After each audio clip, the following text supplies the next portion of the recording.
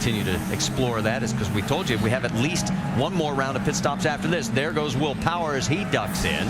And as we take a look at our Apex Brazil quad pits, it's Will Power on the left, and keep an eye on Castro Neves on the right. He needs a very quick pit stop to try and get out. Here's Will already underway. There goes, oh no, Franchitti has a problem. The fuel hose is still connected. So Franchitti has a major issue in pit lane and is going to lose a ton of spots. And sometimes that creates a problem in the fuel tank. Even if you get off, you'll be leaking fuel. And the other side of that, Eddie, and we talk about a fuel spill. Here we have it right now with the 14 car. Look where Tracy's at. He's fourth. Vitor Meira is in trouble there as they had that fire and quickly have extinguished it. And because we saw this for Franchitti, there might be the same situation here. Everybody is in a hurry to make the fastest pit stop because it's getting close to the end of the race.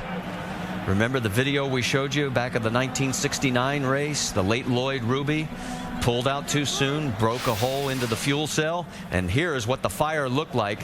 As you can see, that is the ethanol, and boy. And you can see the Buckeye over here on your left-hand side of the screen, and the spring. That is all from the inlet nozzle that goes in to put the fuel into the tank. So no doubt the car was leaving before that had been pulled out completely. Now the process is somebody tells him to go. Let's go to Jack.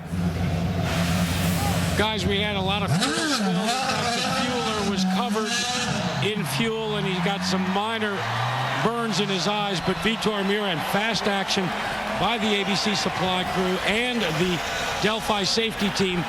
They covered the entire car with water. Now, you wouldn't do that with your passenger car, but with ethanol, what it does is it disperses it.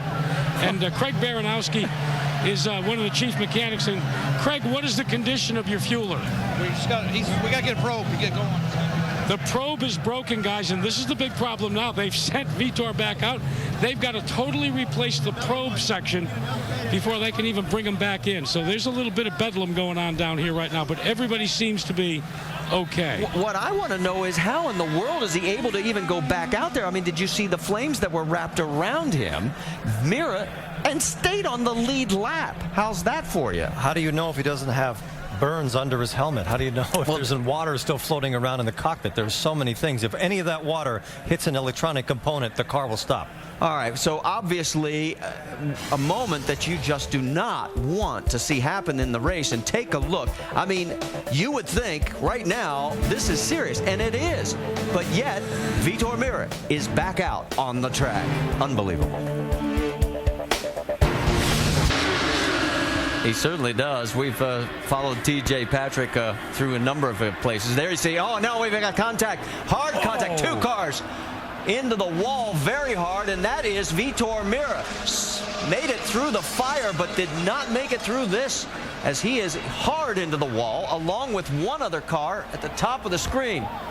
And it is Raphael Matos, we are being told, the number 2 Luczo Dragon car, and yes, it is. Fuel is no longer an issue. You're okay. No, absolutely right. And that was a very hard hit for Vitor Meira. The Delphi safety crew is there so quickly.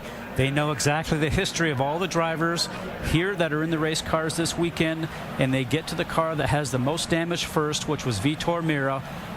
And in this situation here with Raphael Matos, he ended up putting himself in harm's way because, remember, he refueled, came in there just before we went to green, was hoping to use that strategy to get to the end. We don't know why these two got together, if indeed that was the case, but let's look at the replay here to have a look to see what happened.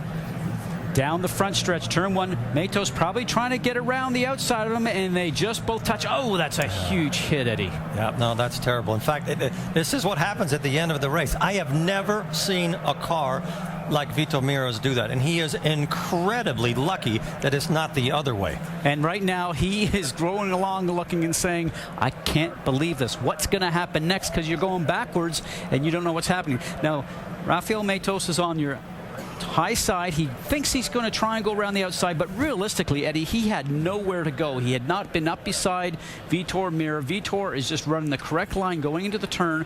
That was a pass that, with a bit more of experience with Raphael, he probably would have done that differently next time around. And he definitely would not do that in practice. That was just too risky.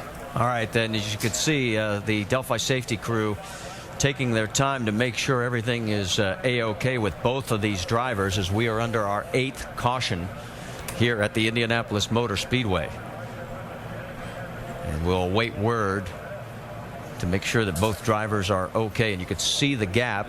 That is the south chute, as it is called here. And we'll wait to find out the condition as the team working very diligently to get Vitor Meira out of the car. We are going to take a break. Stay with us. We'll get an update as soon as we can.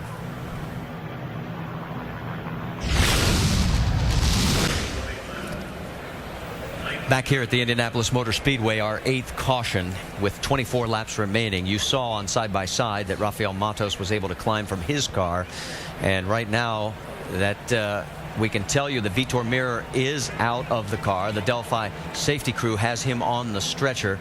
We have no other information than that. And we will wait to get word. And there again is the view that we showed you on side-by-side. Raphael safely out of the car, obviously a bit woozy, and the safety crew gets him to the ambulance. So we'll get reports from the medical center as soon as we come back after this message from our ABC stations.